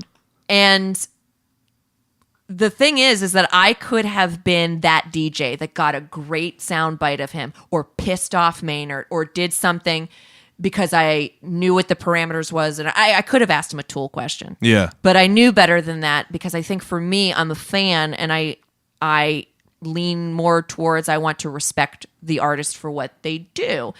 So in not doing that, maybe I didn't do as compelling an interview as, somebody who didn't mind losing him. Yeah. But I got 20 minutes out of him. I got like 2 segments and he didn't leave. And even when we were done with the interview, he didn't leave. That's he awesome. He just sat down, hung out for a minute. But in real life, getting ready for that interview, I spent 2 weeks like not sleeping. Yeah. I obsessed over it because I didn't want to blow it. Yeah. I feel like with your position though, it would be way more difficult because like you have all these parameters that you have to be in. Yeah, there's and lots like, of rules. Yeah, rules and everything like that. And like this is just mine. So, you were someone that I wanted to, I guess, prepare for because, I don't know a crazy amount of like music knowledge, and I didn't want to just talk to you about like, oh, who are the famous people you met in your job and things like that.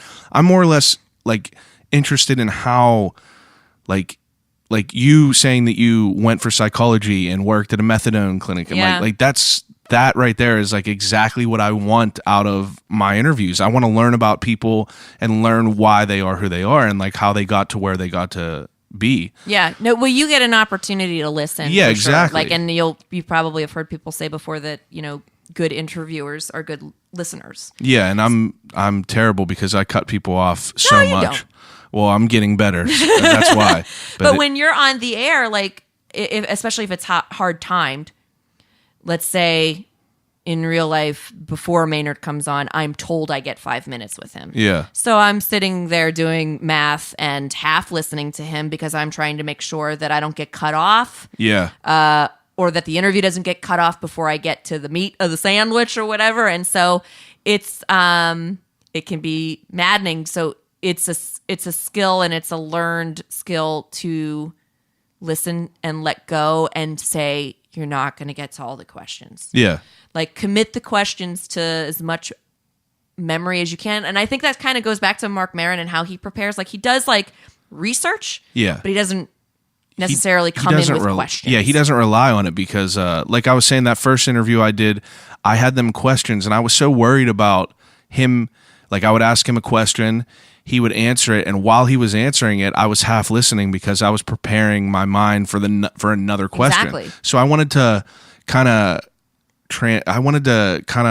morph into a conversation where it's just like questions that pop into my head, and if I don't remember something that I wanted to ask, then I just don't remember it. It's not a big deal. And in a normal conversation, like if you were meeting somebody for coffee and there was like, oh man, there was one thing I wanted to ask him, I forgot to do that. Yeah. But the conversation never needed to go there. Because Exactly. if it would have come up. Exactly. And so it's learning to ride that wave and letting things happen. But it's hard to do. Yeah.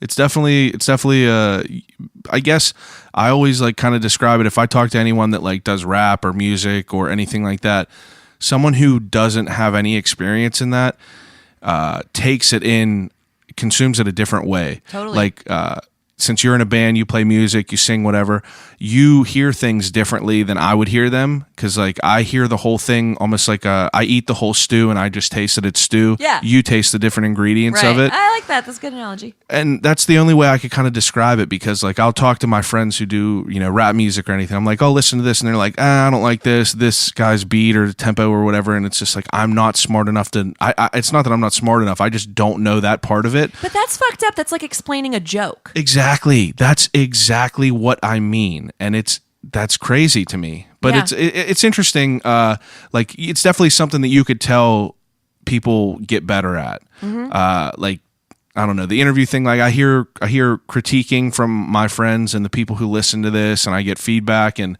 I get good feedback from beginning to where I am now. So it's just, I just keep trying to progress, and I mainly just want to do what I'm doing naturally and organically, because I feel like if you do that, you don't have to worry about the preparation. You don't have to worry about all these, like, what are all the questions that I had planned? The only question, I usually will keep a note for the guest that's coming up. And I don't plan a lot ahead of time. Like I don't keep a lot of episodes backlogged because I don't want them I don't want them to be dated. So my whole plan for October was to have like all horror themed guests and everything like that. But like I'm not gonna, like, you're obviously not like a horror themed guest. I used to be in a death metal horror band. Really? Yeah, for a little bit. What was it called? Necrophagia. Necrophagia. Yeah. How many? I just wrote an album with them. Like I was kind of brought on. The band was very well established as actually one of the first like death metal bands. Phil Anselmo from Pantera used to be in it. Really? But he was still contracted to do things with Pantera, so he did it kind of without touting it too much. And like even in the videos for the band, he doesn't really show his face a lot, and he's playing guitar in it. That's wild. And so that's like kind of like the history of it, and that would have been like 30 years ago. So I was in it probably about 5 years ago, and they were getting ready to write a new album, and they needed a guitar player, and they sent me basically there are a few songs that always pop up in their sets. Yeah. And they're like, "Are you into this?" And I remember I showed the email to my husband, and I said, I think this guy doesn't realize there's another Necrophagia. Like, I don't know why. You thought it was a different band. I thought it was just like a shitty whatever band of people who didn't realize that Necrophagia was already a huge band, and like, why are you doing this? And my husband looked at it, started going through the videos, and he was like, "Baby, that's them. That's Killjoy. Like, that's him." And I like looked at it and I went, "Holy fuck! Oh my god, they want me to be in this band." And so I did it, and we ended up, writing that record, and they were getting ready to tour on it and go to Europe, and that did not work with my life here. And so they hired another guitar player to do touring stuff, and then shortly after that, I kind of just told them, like, if I'm not going to be touring with you until there's another album, I don't really have much to add right now. Yeah. Unfortunately, Killjoy passed away in this past year, so that was kind of the end of that story in a way. But he was such a cool leader he changed my world in gore and horror, and would give me stacks of DVDs. Oh, so you're into it. Here's everything you need to watch. Like he started with really? He's like, there's a song on this record called March of the Death Corps. It's about this movie. This is the movie. And then he'd be like, we're going to do a song called, The Dead Among Us. And this is the movie I want you to watch. And so I would just like watch all the movies and I'd be like, oh, I can rip that. I can do that. And then I would write to these movies. That's awesome. It was badass. And it was like a really cool experience for sure. Yeah. I had never watched The Exorcist. I had like kept it out of my life. Really? Because I heard my parents watching it when I was a little kid, and I was like, I'm never fucking watching that movie because it sounded horrifying. And so I watched The Exorcist for the first time in my 30s. And I loved it. I watched. I'm a big horror guy. Like these aren't just Halloween decorations; those are up year round. I like it. But like I'm kind of into it. As far as like, I've always been into the Halloween shit. My parents kind of threw me into it whenever I was young, so I've always just been watching horror movies and doing all this shit. So it's always been kind of a part of life. Yeah. So you're pretty into like the horror movies and shit like that. I wouldn't too? say I'm pretty into it, and like you probably can't quiz me. Yeah. But I learned that like that gore horror genre was not for me in a way. Like I remember like because he used to be like really into like older movies. So like one of the first discs that he gave me was like Zombie. He was like, this is the original Zombie, and I go on an island and then everybody dies. And I ended up like really enjoying it, and like some of that stuff is campy and you laugh at it too, but like it's kind of like the pushing of the envelope thing that's really cool. And then I think he gave me like Cannibal Holocaust, and that's when things started to get pretty dark, and I was like, I watched that in I think 8th or 9th grade. Yeah, that's pretty like, Jesus, that's pretty intense. That was like the first thing, and then it was like Kids, and then it was like Gummo. You ever see those? It's just like we're watching these movies whenever we're like 8th and 9th grade, and you're like, what the fuck are you doing? Yeah, it's intense. But I think that like it opened up a door for me. I think the thing with horror that I can't do, or rather I can do it, but I don't do it well, is anything that's like horror that deals with grief or mental illness really, really gets me. Like Hereditary fucked me I up. have it right up there. No, I haven't watched it yet, so don't spoil it. But people said it's insane. Did you see The Taking of Dora Lang? It's a movie called The Taking of Dora Lang. It sounds very familiar, but I can't say that I've seen it. The whole like kind of like the play of it is this older lady, supposedly they think she has like dementia, but she's like possessed, and it's so fucked up. It's like she has Alzheimer's or dementia, but it's really not that. And you'll just see her like walking around the basement, and you're just like, oh, she has dementia. She doesn't know what's going on, but she's really just like fucking possessed. So that's the thing with horror, is like the stuff that you don't see, and you have to kind of. I don't like ghosts either. Did you like the Babadook? Is that like too? I didn't watch it. I didn't watch the Babadook, and it's not because that was too like LCD for you, like too lowest common denominator. I mean, but like, I don't think it is. I think it's a good movie. I'm not hard to please. Like in my top 10s, I have like Idle Hands and like The Faculty, and those are like cheesy ass movies. But like Cabin in the Woods kind of stuff. Yeah, like I love all that shit, and like Evil Dead and all that. Like, okay. Yeah, so I'm like, picking you up. Yeah, so like all those, I kind of appreciate it all. So I think like the psychological horror of things like The Babadook and Hereditary, which now you have to watch. Yeah, I have now it right you gotta up there. tell me if it rocks your world, because it's bizarre for sure. Yeah. But I think that the horror movies like that have a tremendous amount of layers. There's every ingredient in this stew. Yeah. When we left the theater, my husband, who tends to gravitate towards and suggest we watch a scary movie more than I maybe do, he left and he goes, I don't like it. I don't think so. And I went, did you not like it? Because it was not what I expected at all. Like I was going in for one thing, and it zigged when I thought it was going to zag.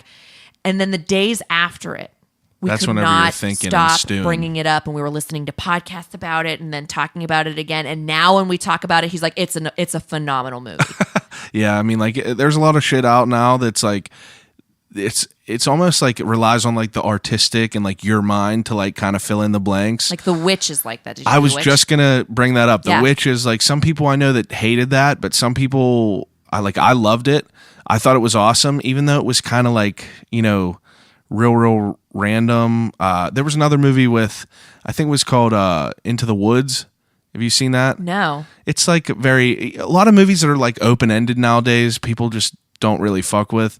I kind of like them. Yeah. You ever see The Gray with Liam Neeson? You're going to be able to give me like a list of things that I need to Well, watch. The Gray is I like, have Plex. I will do it. just has an open. That's a good movie though. It's about Liam Neeson.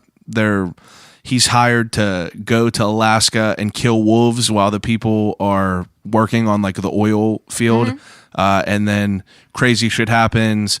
And it's a really good movie, but open ended, and it's just I like that sometimes. Yeah. Sometimes I don't though.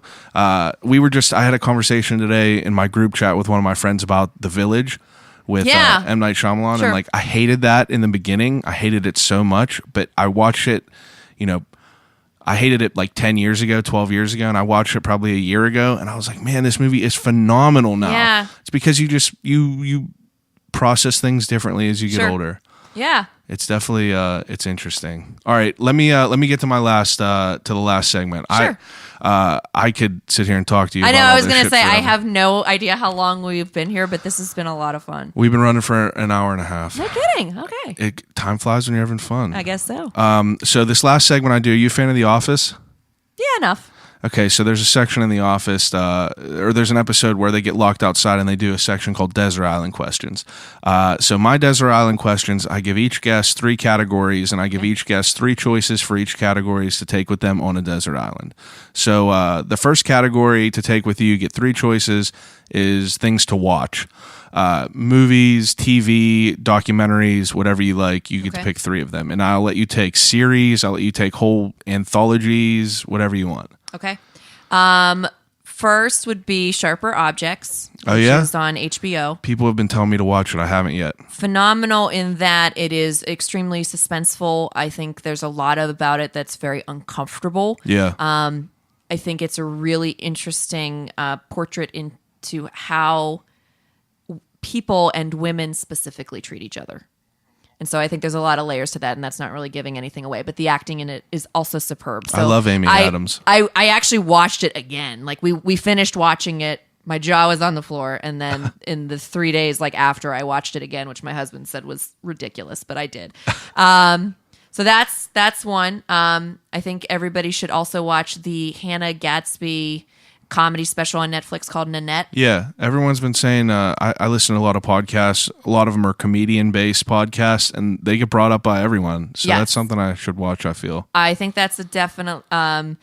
It's palpable in that it flips the concept of comedy on its head in what we accept as comedy and what is the utility of comedy. Yeah, and what people expect in a special. Well, I think it challenges other comedians to be a lot more honest. Exactly. And not be hyperbolic and kind of don't go for the easy joke. Like go for the joke that shows your soul. Yeah. So I think that's another must watch. And let me think. Let me pick like a movie. I'll cut out any downtime. Don't worry. I think the last like movie that my husband and I watched that I was just delighted at the end was The Phantom Thread, which I've never heard of that. Daniel Day-Lewis. It's the last movie that he will have acted in. It's because he's retiring from acting. It was an Oscar nominee, but I don't think it won anything. But it was a very twisted movie. He is a tailor for the very shit. wealthy and privileged, and he finds women and they become his muses. And the movie focuses on one woman who he particularly falls in love with. I can't remember if they get married or not. I think they do get married, which doesn't, again, spoil anything in the plot. It becomes this. It's the artist. It's like the breakdown of like the mind of the artist, Yeah. and then the people that are casualties in their lives. Yeah. It's very like it's kind of like Mother. Did you see Mother? Yes. It's kind of like it's not nearly as crazy as Yeah, Mother. but it makes you. But it's not a little bit not deeper. this easy. Like this is a movie about a tailor. Yeah, it's like, deeper. No, it's not. So. He's wild. I've read articles and I've heard on podcasts about how he was like a tailor for years to like prepare for this role. He's very method actor. So yeah, that makes method sense. actor, Yeah. which is pretty wild. Were you a fan of True Detective? Oh, I'm just obsessed with it. The first season, the second one. I was going to say the second season, get rid of it, but the first season is unreal. I just had my wife watch that, and she was all about it. She's hard to, she's a tough cookie to crack or tough nut to crack, whatever whatever that is. But yeah. We watched Prisoners. Have you seen that with Jake Gyllenhaal and Hugh Jackman?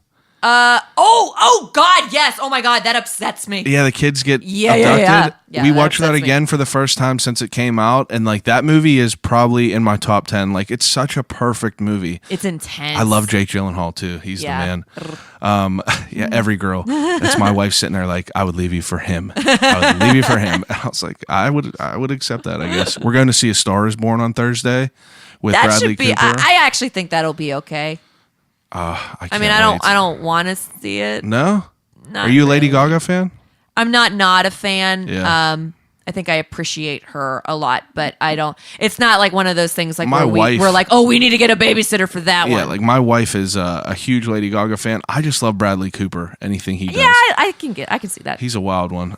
Okay, so second category is, do you read at all? I do. Okay, so not too many people. I asked people to take 3 books with them on a desert island, but people were like, I don't read. So Okay. I'm excited There's a to hear newer this. book called Bad Blood that's Okay. very good. I cannot remember the name of the author. Crap. That's all right. But it's called Bad Blood, and it's actually about this company that never really existed in a way that almost kind of tricked Silicon Valley in a way, and it's a true story about Really? a company that claimed to do like unbelievable blood testing, like where you were going to be able to do a full blood panel at home with just the prick of your fingers, this magic machine. And I say magic machine because they didn't have it, but they almost sold it to Walgreens, to CVS. Everybody was on board with it, and everybody was so hungry in Silicon Valley to be the first, person to get this new technology that people were tripping all over themselves, not realizing that the whole thing was bullshit. Really? Crazy book because it's real. Yeah, it sounds And wild. it names names. It's phenomenal. So that's good. Wow. There's a book by Laura Jane Grace, who is in Against Me, Okay. and it is called Tranny. Okay. It is about not only her transition as a transgender woman, but I think what's really cool about it is it's a tour diary. Oh, yeah. It's about what it feels like to be a mid-level band. Like when you're not really successful Yeah. in the ways that like maybe, you're not Soundgarden. Yeah. You're this punk band that's just trying to make it, but you're just famous enough that the punk kids will come after you and give you shit if you're not punk anymore. So it's like this really like middling place and, Wow. and kind of that entire journey. I think it's one of the best rock biographies I've ever read, and I read it in like 2 days because I could Really? not stop reading it. It was fascinating in so many ways, but I think if people didn't read it because either the title turned them off Yeah. or they kind of thought like, oh, I don't know if I want to get into somebody else's sexuality. I'm like not into that kind of book. Like that's a very small part of this book. It's Yeah. like a quarter of the book or so. But I think for anybody who's ever been a musician, it's like That's interesting. It's like a tour journal, you said. Like, Yes. you hear different aspects. That's pretty cool. Yeah. And then I haven't had a whole lot. There's books that I have that I never got to read. I have an Eddie Izzard book I never got to finish that I would like to, called Believe Me. But I remember one of the other books that I really, really liked was a Chuck Klosterman book called Sex, Drugs, and Cocoa Puffs that was really good. And it was just kind of like I think I remember that from high school. like musical encyclopedia. I remember like reading it a long time ago, and I always loved that book. And I don't know if it's necessarily held up over time because Yeah. so much has changed since then. But I think that's also like a good, like, have it in your arsenal. Good Okay. rock book. After you said that the punk movie, did you ever see Green Room No, my husband wanted to watch that, and we never got to it. with Sir Patrick Stewart? Sir Patrick Stewart. You should watch it. I mean, if you're into that whole thing, I think you would appreciate it more. And Anton Yelkin, or however you say his name, the I'm kid that because was of in the kombucha. I know the kombucha. I already feel Gets ya. healthier. I I feel know. like I'm going to live forever now. I know. That's a really good movie. Super suspenseful and super fucked up. Green Room, though. And the third category is, I'm super interested to hear what you have to say, but 3 things to take with you to listen to. So albums, records, CDs, greatest hits, whatever. Ooh. I'll go with music because that's the easiest thing. I have a bunch of like self-help things that I used to like listen to on Audible. I'm Really? like I guess like that part of me that like psychology kind of is still interested in those things. And so whenever I used to like ride my bike more, I used to like pull up Audible and I would listen to a book on, how women behave in the workplace, like kind of like the sunken place for women. Yeah. I thought it was really interesting, and I had a great book about like what's called the disease to please and like all those kind of self-help things. But for the sake of this, I will stick to music. Top 3: Goodbye Yellow Brick Road from Elton John. Okay. Okay Computer from Radiohead. Ooh, and what's number 3? I did not expect Elton John. I'm obsessed with Elton John. I can't wait to see the movie. I know! I just saw that. And like now Taron Egerton or whatever his name is. I love him. He's the character in one of my daughter's favorite movies. And so... Which one? Sing. Oh, he's a character in that? He's Johnny the gorilla. He's like... I loved him in the wasn't he in the Kingsman? Yeah, Kingsman. Yeah, he's a little baby doll. He's going to be a great Elton John. Oh, God, what's my third thing? There's a band that I've been obsessed with forever called Failure. Yeah, and I love them, and they just are the inside of my brain. Like, and they never really got big. They were around the same time as like A Perfect Circle. Okay. And kind of in that clique of music, but like they never really took off because they got into drugs and it kind of stalled their career. And they just got back to it. Really? And so I've been listening to some of the new stuff lately, and they are exactly what I've always wanted them to be. I've like never heard anything from them where I was like, well, that sucked. Like, That's I awesome. always love it. But yeah, it's kind of like shoegaze, quirky, cool rock music. That's awesome. Yeah. Now, what about some local bands? You have any favorites of like local artists at all? I think I don't want to get myself into trouble. That's fine. You don't have to. But I will say that there is a really cool movement happening in a way.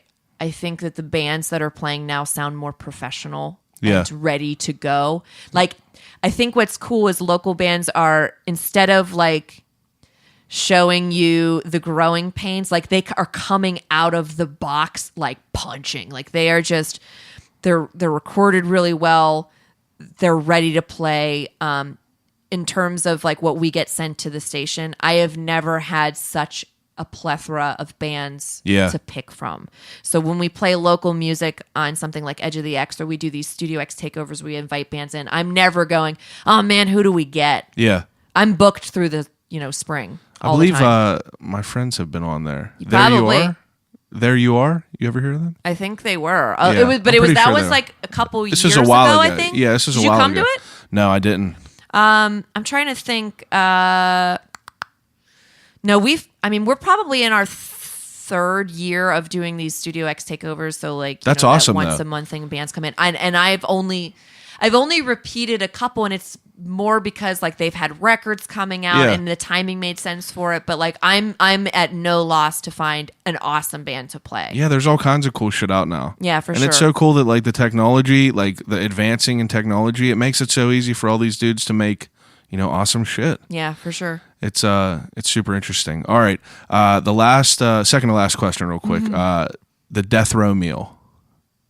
Boston Market. I want mashed potatoes and the gravy and the mac and cheese. Boston and I only want Market. those. I only want those. Okay. And I'm gonna eat all of it. I've like it's never just had instant Boston Market. fucking mashed potatoes. But the gravy is the gravy. I've never had it. What? I feel the same way about KFC's mashed potatoes and macaroni and cheese. They're similar, but I think Boston Market's is better because I'm gonna like have to there's try real it. ass potatoes in them. Like you can like I'm gonna have to try it for sure. there's something about KFC's that tastes like it was reheated a little bit. Absolutely like is. that kind of plastic. It's just like powder. It's powder just that's powder. whipped together. It is, but Boston Market, I'm gonna try it. those potatoes are from scratch. So Boston Market mashed potatoes and mac and cheese. Do it tomorrow. Okay. All right. And the last question: if you could have a conversation with anyone alive or dead, who would it be and why? I ask these questions because they're kind of on the spot, and it kind of like gives you a little insight on the person. Well, I think, and that's valid. And I think that, you know, the challenge of the question is like, what do you want out of it? Yeah. You want a good time? Yeah. Do you want to learn something? Normally people will say like, oh, family member, if anyone passed away. And, you know, I obviously would say my grandfather, but, you know, I try to, if it wasn't a family member, I've been thinking of it a lot lately, and it would probably be Robin Williams. Oh, that's really good. Yeah, like I think he is one of the most fascinating people in the world. I think that his experiences in life would be so interesting, especially with like all the stuff that's coming out on him now, like documentary. I have a book that I've not read yet from him, but I hear about him on, you know, Marc Maron's podcast. He just put it out again whenever he talked to Robin Williams, and he's a person that was never really like doing these type of interviews where it's very like open, and hearing him like talk about things was just fascinating.